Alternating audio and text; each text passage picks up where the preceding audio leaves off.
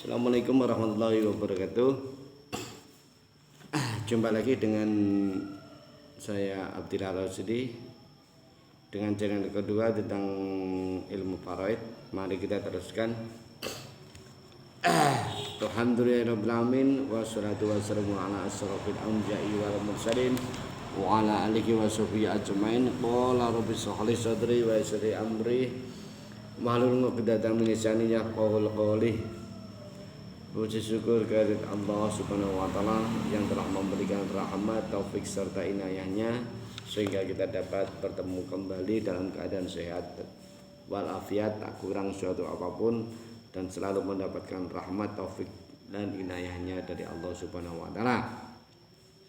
Selawat serta salam semoga tetap selalu tercurahkan kepada kenabian kita Nabi Agung Muhammad sallallahu alaihi wasallam yang selalu kita nantikan syafaatnya di yaumil qiyamah nanti. Allahumma amin.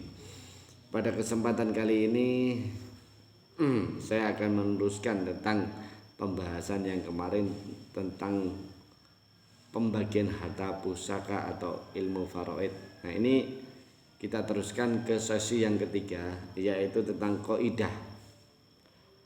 Yang pertama, jika hanya ada ahli waris yang dapat menghabiskan harta saja, tidak ada yang mendapat ketentuan, maka harta pusaka dibagi rata antara mereka menurut jumlah kepala, hanya untuk tiap-tiap laki-laki 2 kali sebanyak bagian tiap-tiap perempuan.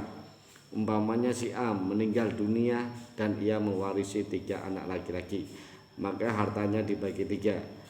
Tiap-tiap kepala mendapat 1/3 kalau ia mewarisi 2 orang anak atau seorang anak laki-laki dan seorang perempuan, maka harta dibagi 3, yaitu 2/3 untuk anak laki-laki dan 1/3 untuk anak perempuan. Jika ahli waris adalah orang yang mendapat ketentuan sedangkan dia hanya sendiri saja, maka dia mendapat sebanyak ketentuannya saja. Umpamanya dia mempunyai ketentuan 1/3, hanya inilah yang boleh diberikan kepadanya. Sisanya 2/3 hendaklah diberikan kepada yang berhak dengan jalan lain. Tentang keterangan cara pembagian sisa akan dijelaskan pada sesi berikutnya. Jika ahli waris yang mendapat ketentuan itu berbilang 2 atau lebih, maka hendaklah dilihat penyebut ketentuan satu persatunya. Kalau penyebutnya sama seperti suami dan saudara perempuan, tiap orang dari keduanya mendapat 1/2 dari harta. Penyebut itu tetap menjadi pokok pembagian antara keduanya. Tetapi jika penyebutnya tidak sama, maka penyebut keduanya itu hendaklah disamakan. Berarti harus diambil kelipatan persekutuan terkecil dari beberapa penyebut ketentuan satu persatunya. Contoh, ahli waris terdiri atas ibu dan 2 orang saudara laki-laki seibu, maka ibu mendapat 1/6, sedangkan 2 orang saudara mendapat 1/3. Kelipatan persekutuan terkecil dari penyebut 3 dan 6 adalah 6. Pembagian antara keduanya yaitu 1 kali 1/6 sama dengan 1/6 untuk ibu, 1 kali 2/6 sama dengan 2/6 untuk 2 saudara seibu. Ahli waris terdiri atas ibu, istri dan anak laki-laki, maka ibu mendapat 1/6, istri mendapat 1/8, dan anak laki-laki mengambil semua sisa.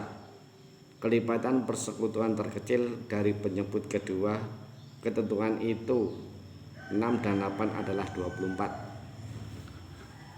Cara melakukan pembagian antara mereka adalah 1 kali 4 atau 1/24 sama dengan 4/24 atau 4 dibagi 24 untuk ibu.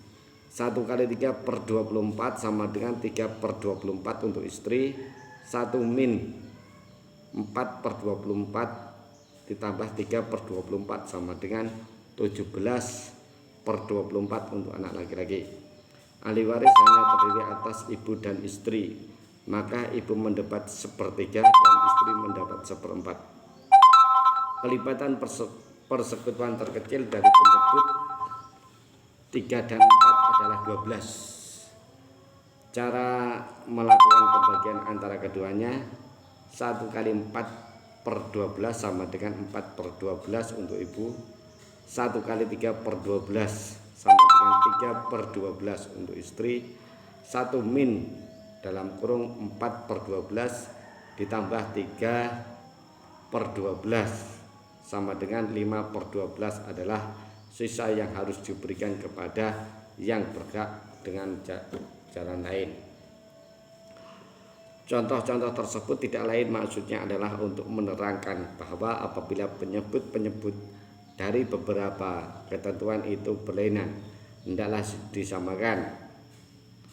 Berarti perlu dicari kelipatan persekutuan terkecil dari beberapa penyebut ketentuan-ketentuan yang ada pada ahli waris. Aulu artinya jumlah beberapa ketentuan lebih banyak daripada satu bilangan, atau berarti juga jumlah pembilang dari beberapa ketentuan lebih banyak daripada kelipatan persekutuan terkecil dari penyebut-penyebutnya. Umpamanya ahli waris adalah suami dan 2 saudara perempuan seibu sebapak, maka suami mendapat ketentuan setengah, 2 saudara perempuan mendapat 2/3, sedangkan kelipatan persekutuan terkecil dari 2 dan 3 adalah 6. Kita jadikan 3/6 untuk suami dan 4/6 untuk kedua saudara perempuan. Jadi jumlah pembilang keduanya adalah 7, sedangkan penyebut keduanya hanya 6. Di sini nyata bahwa pembilang lebih banyak daripada penyebut. Apabila terdapat masalah seperti ini, harta hendaklah kita bagi 7 bagian. 3 bagian untuk suami dan 4 bagian untuk kedua saudara perempuan.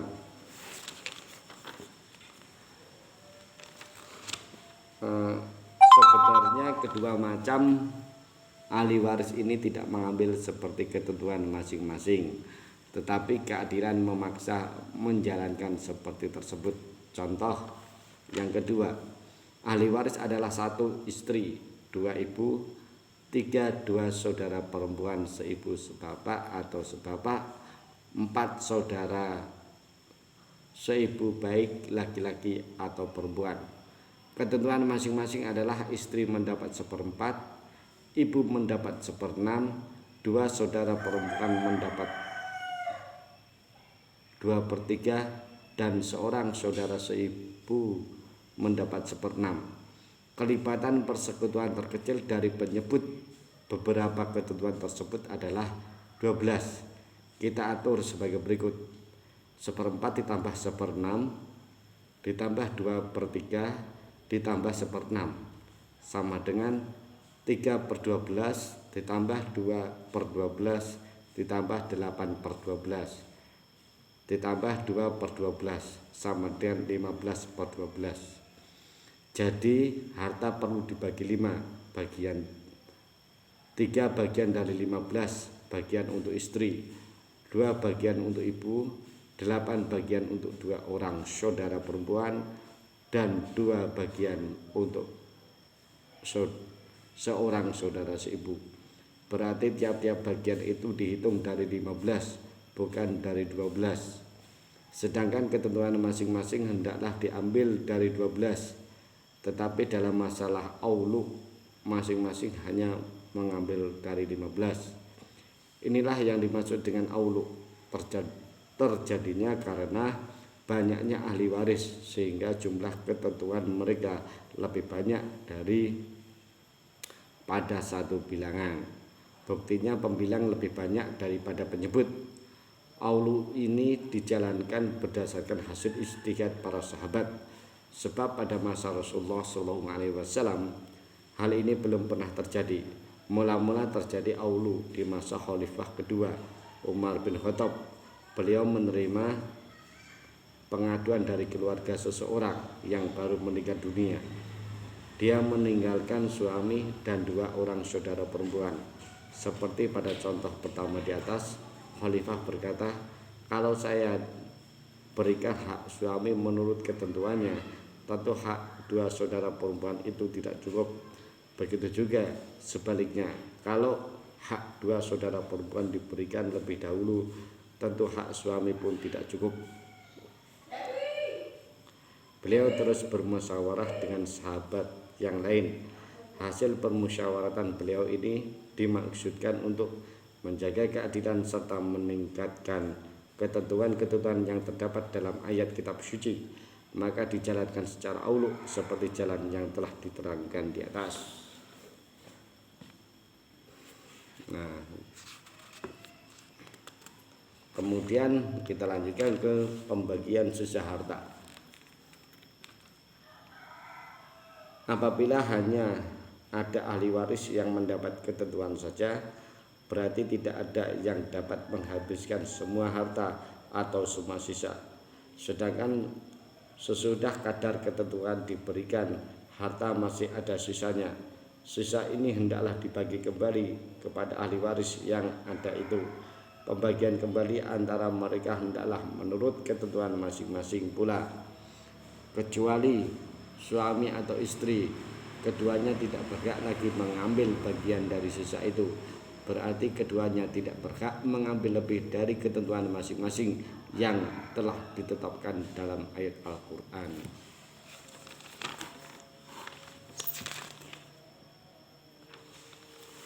Sekarang tentang kaidah. Untuk membagi kembali sisa ini perlu memakai kaidah yang mudah agar sesuai dengan kehendak agama, seperti mudah menjalankan dengan seadil-adilnya. Nomor 1, apabila yang mendapat pembagian kembali hanya seorang saja, umpamanya ahli waris hanya ibu saja, maka semua harta pusaka hendaklah diberikan kepadanya. Berarti sepertiga diberikan kepadanya dengan jalan ketentuan dan 2/3 dengan jalan pembagian kembali sisa. Nomor 2, apabila yang mendapat pembagian kembali itu berbilang 2 atau lebih, sedangkan derajat tingkat mereka sama, misalnya beberapa saudara seibu, maka harta hendaklah dibagi rata di antara mereka, berarti dengan jalan ketentuan dan pembagian sisa.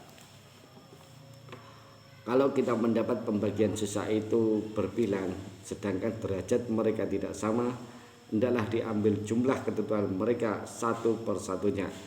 Jumlah ini dijadikan penyebut dan perbandingan ketentuan masing-masing dijadikan pembilangannya. Kemudian dibagi sisa dengan perbandingan ini dan dengan jumlah ketentuan. Umpamanya ahli waris itu seorang anak perempuan dan ibu, maka anak perempuan mendapat ketentuan setengah dan ibu mendapat ketentuan 1/6. Jadi kita atur sebagai berikut: 1 kali 3/6 sama dengan 3/6 untuk anak perempuan, 1 kali 1/6 sama dengan 1/6 untuk ibu. Jumlah ketentuan 4 dan sisa 2/6. Perbandingan ketentuan 3 dan 1 kita atur sebagai berikut: 2/6 dikali 3/4 sama dengan 6/24 sama dengan 1/4 untuk anak perempuan.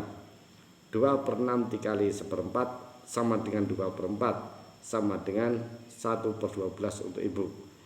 Jadi 3/6 ditambah 1/6 ditambah 1/4 ditambah 1/12 sama dengan 6/12 ditambah 2/12 ditambah 3/12 ditambah 1/12 sama dengan 12/12. Maka habislah semua harta. Sekarang tentang peringatan. Kalau di antara ahli waris ada salah seorang dari suami atau istri, maka bagian suami atau istri itu hendaklah dikeluarkan lebih dahulu. Kemudian sisanya dibagi antara ahli waris yang berhak mengambil sisa.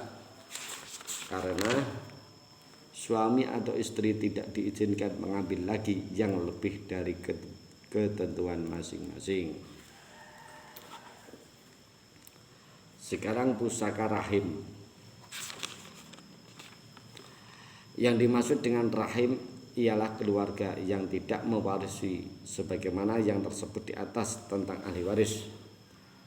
Dalam uraian di atas jelaslah bahwa apabila harta pusaka tidak habis karena ahli waris yang mendapat ketentuan hanya sedikit, harta pusaka dibagi kembali menurut ketentuan masing-masing, kecuali suami atau istri. Keduanya tidak berhak mengambil kembali lebih dari ketentuan masing-masing.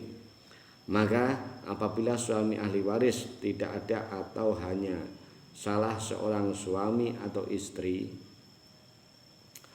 harta semua itu sisa salah seorang suami atau istri dibagi kepada rahim. Kalau rahim tidak pula ada, harta pusaka diberikan kepada baitul mal. Kalau baitul mal ada dan teratur, kalau baitul mal tidak ada atau tidak teratur, harta pusaka hendaklah diserahkan kepada orang Islam yang pandai, bijaksana, cakap serta adil, agar dibagikan kepada orang miskin dan untuk kemaslahatan umum. Pembagian terhadap rahim ada dua cara. Satu, apabila rahim hanya seorang saja, harta pusaka semua atau sisa salah seorang suami atau istri dibagikan kepadanya. Dua, apabila rahim itu terbilang dua atau lebih, maka pendapat ulama terbagi atas dua bagian. A, tiap-tiap rahim ditempatkan ke tempat asalnya yang mewarisi. Siapa yang asalnya lebih dahulu mendapat waris, dialah yang diberi pusaka, walaupun dia lebih jauh pertaliannya dengan si mayat. Dikecualikan dari itu satu, saudara laki-laki atau saudara perempuan dari ibu mereka ditempatkan pada tempat itu, bukan ditempatkan di tempat kakek. Dua, saudara laki-laki dari bapak yang seibu dan saudara perempuan dari bapak atau seibu sebapak atau sebapak atau seibu. Begitu juga anak perempuan dari saudara laki-laki bapak mereka ditempatkan pada tempat bapak, tidak ditempatkan di tempat kakek. Didahulukan yang lebih dekat pertaliannya kepada si mayat, umpamanya cicit perempuan dari cucu perempuan dari anak perempuan beserta anak perempuan dari cicit perempuan dari cucu anak laki-laki dari anak laki-laki. Pada contoh tersebut menurut pendapat pertama adalah pusaka hendaklah diberikan kepada yang kedua, walaupun dia lebih jauh pertaliannya dengan si mayat, karena asalnya lebih dahulu mendapat waris, yaitu cicit perempuan dari pihak cucu laki-laki. Tetapi yang pertama dari pihak perempuan. Menurut pendapat kedua, harta diberikan kepada yang pertama karena dia lebih dekat pertaliannya dengan si mayat. Nah, sekarang wasiat. Wasiat ialah pesan tentang suatu kebaikan yang akan dijalankan sesudah seseorang meninggal dunia. Hukum wasiat adalah sunnah. Sesudah Allah menerangkan beberapa ketentuan dalam pembagian harta pusaka, diterangkan pula bahwa pembagian harta pusaka tersebut hendaklah dijalankan firman Allah, A'udzubillahi minasyaitonirrajim, Bismillahirrahmanirrahim, min ba'di wasyati yusi biha, Sadaqallahul Azim. Sesudah dipenuhi wasiat yang ia buat. An-Nisa 11. Sabda Rasulullah sallallahu alaihi wasallam, ma haqqum ri'in muslimin lahu syai'un yuridu ayushi fihi yabidu lailataini ila wawasiyatuhu maktubatu indahu. Riwayat Bukhari, Muslim dan lain-lain. Tidak ada hak seorang muslim yang mempunyai sesuatu yang pantas diwasiatkan sampai 2 malam, melainkan hendaklah wasiatnya tertulis di sisi kepalanya. Nah, ini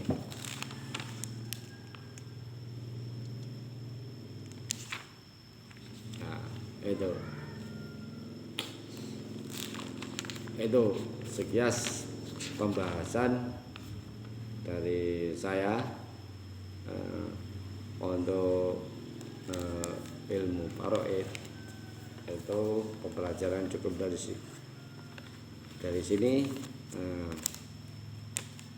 Besok kita kalau nggak ada halangan insya Allah kita tambahin lagi. Nah ini mungkin sedikit aja berharga bagi kita semua ya, dan mudah-mudahan bisa kita terapkan dalam kemaslahatan kehidupan sehari-hari. Akhirul kalam dari saya, kurang lebihnya saya minta maaf. Saya akhiri, billahi taufiq wal hidayah. Wassalamualaikum warahmatullahi wabarakatuh.